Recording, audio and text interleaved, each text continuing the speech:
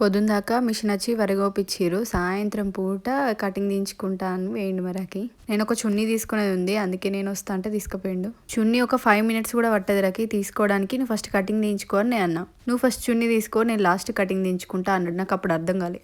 చిన్న టార్చర్ కాదు. ఆడోళ్ళ షాపింగ్కి మొగోళ్ళకి ఎంత అవస్థ అవుతుందో, మొగోళ్ళ కటింగ్ కాడ కూడా ఆడోళ్ళకి అంత అవస్థ అవుతుంది.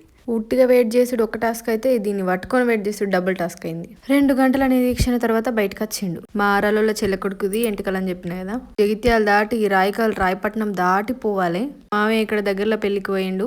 నేను రకి అత్తమ్మ పొట్టోడు పోయినమటు. ఒక బండి మీద అంత దూరం ఇంతమంది ఓడు కష్టం. దగ్గర అయితే ఏదో మేనేజ్ చేద్దాం కావచ్చు కానీ. అందుకే మా రకుల బామర్ది వస్తా అంటే మధ్యలో ఒక కాడ ఆయినం. పంకులు కాల్చే గుడిసె కింద చల్లగా వన్నాం ఆయన వచ్చేదాకా.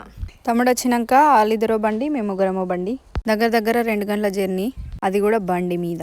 ఫుల్ మబ్బులు పడ్డాయి, వర్షం పడుతుందని భయపడుకుంటూనే పోయినాం. పోంకేం కాలేదు, రాగానే పొట్టు తడిచినాం. గంగా పరమేశ్వరి దేవాలయం అని ఉంటుంది. ధర్మపురి నీళ్ళే ఇటు వస్తాయట. ఈ టెంపుల్ మీకు ఎవరికైనా ఐడియా ఉంటే నాకు కామెంట్ చేయరి. తెలియకపోతే ఫుల్ వ్లాగ్ త్వరలో అప్లోడ్ చేస్తాను.